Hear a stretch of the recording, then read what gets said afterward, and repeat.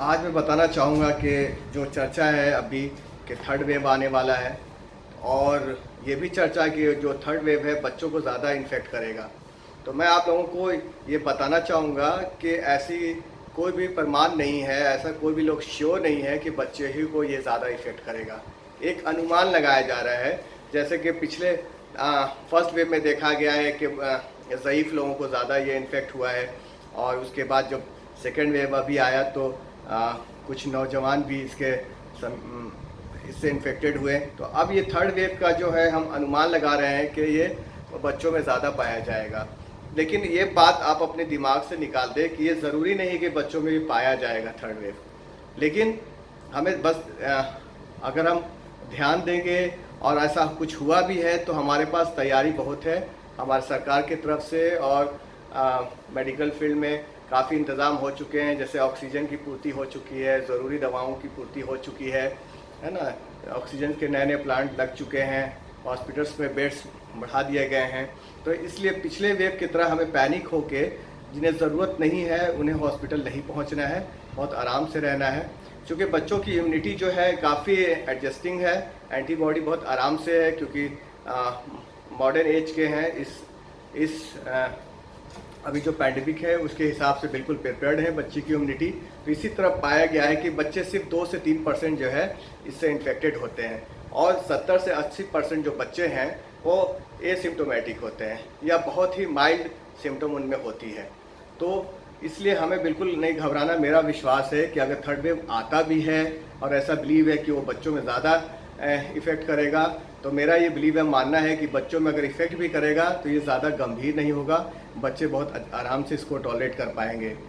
जैसा कि देखा गया है कि बच्चे पिछले भी दोनों वेव में जो है कम इन्फेक्टेड हुए हैं, और जो 5 से 3% हुए भी हैं तो उनको पहले से जो है अंडरलाइन डिजीज़ थी, जैसे कि किडनी डिजीज़, लीवर डिजीज़, है ना, हार्ट के कुछ प्रॉब्लम पहले से थे, जन्म से थे, तो उनको परेशानी हुई थी, और आगे भी उनका ख्याल ज़्यादा हम लोग रखेंगे तो ठीक है। दूसरी बात ये मैं कहना चाहूँगा कि ये जो बच्चों में सिम्टम है वो बड़ों के सिम्टम की तरह ही है लगभग। इसमें क्या बच्चों में पाया गया है कि डायरिया, वोमिटिंग और लैक ऑफ एपिटाइट जो है एक एडिशनल सिम्टम्स होते हैं, बड़ों में भी होते हैं, पर ये बच्चों में अधिकतर पाए गए कि ये सिम्टम होते हैं। तो हमें जो है बच्चों के टेस्ट कराने चाहिए, उन पर ध्यान देने चाहिए या डॉक्टर से कांटेक्ट करना चाहिए। दूसरी बात है कि बच्चों को अगर घर में रखें तो उनके हैंड वॉश ज़रूर करें, और बिफोर टेकिंग फूड जो है आप जो है उनके हैंड वॉश ज़रूर कराएं, क्योंकि ये एक ज़रूरी चीज़ है जिससे जो है इन्फेक्शन जो है उन तक नहीं पहुंच सकता है। तो खाने से पहले उनके नियमित तौर से जो है आप हैंड वॉश ज़रूर कराएं, ये उनके सेहत के लिए काफ़ी अच्छी चीज़ है।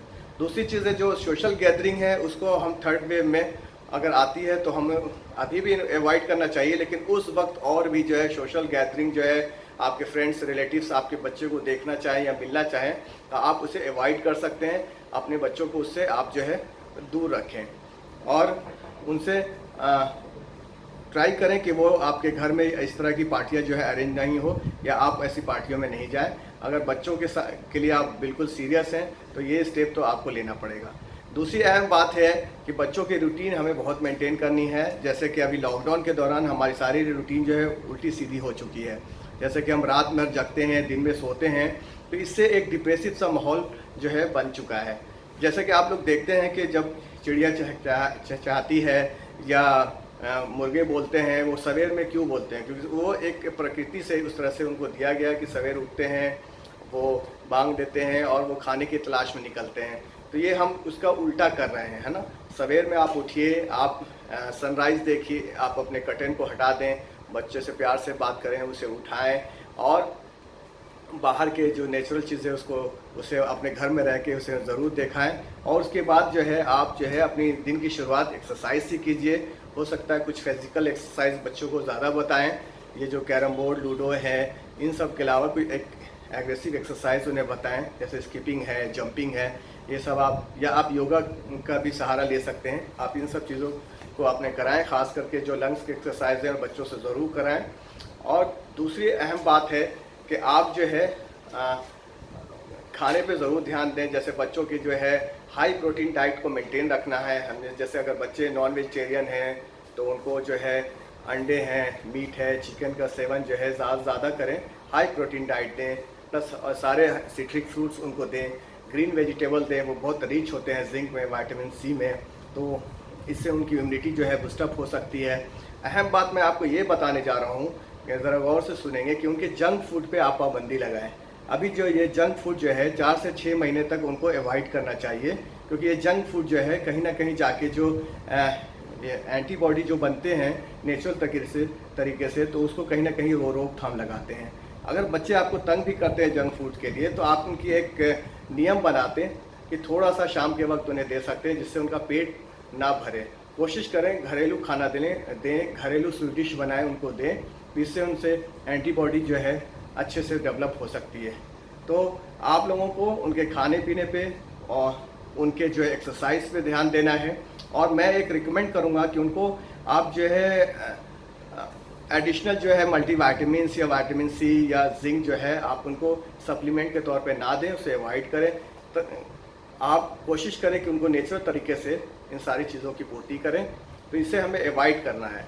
सप्लीमेंट्स उन्हें कम से कम देना है। जैसे आप कहीं आपने पढ़ लिया या किसी से सुन लिया तो आप उन्हें बीमार नहीं भी है तो आप सिरप पिला लेंगे, इसको आप जो है आप अवॉइड कर सकते हैं, क्योंकि ओवरडोज जो है बड़ों के लिए कहीं हद तक बर्दाश्त हो सकते हैं, बच्चों के लिए जो है ये घातक हो सकता है। तो आज जब बच्चे नॉर्मल हैं, सब कुछ ठीक है, तो आप नेचुरल तरीके से उनका पालन पोषण कीजिए, उनके आहार का ख्याल रखिए। तीसरी बात आपको ये कहना चाहूँगा कि बच्चों को एक प्रॉपर रेस्ट दें, आप टाइम पे सुला दें, टाइम पे उठाएं, है ना। तो ये जो आप जो एक घर की जो रूटीन है वो बहुत बड़ा रोल जो है प्ले करेगी। आप इसको ज़रूर दें। अगर आप चाहते हैं कि रात में आप भी जगे रहें और दिन भर आप सोएं, अब बच्चों को नींद नहीं भी आ रही है तो आप बच्चों को डांट डपट के सुला देते हैं या उनको कफ सिरप पिला के सुला देते हैं, जो उनके लिए बहुत घातक है। आप अपनी आराम के लिए उनके आराम को आप ख़राब कर लेते हैं, उनकी इम्यूनिटी को आप ख़राब कर देते हैं। इसलिए जो है आप जो है इस डिप्रेशन के माहौल से अगर निकलना है तो घर में नियम का ज़रूर पालन करें। आप सवेरे उठें, डाइनिंग टेबल पर बैठें, सारे बच्चों के साथ नाश्ता करें, फिर आप उसी तरह लंच करें, उसी तरह डिनर करें। बच्चों को खुश रहना है। बच्चे जितना खुश रहेंगे, बच्चे जितना चहकेंगे, उतना जल्दी उनके शरीर में इम्यूनिटी डेवलप होगी। बहुत बहुत धन्यवाद। मैं डॉक्टर गौहर आज़ाद।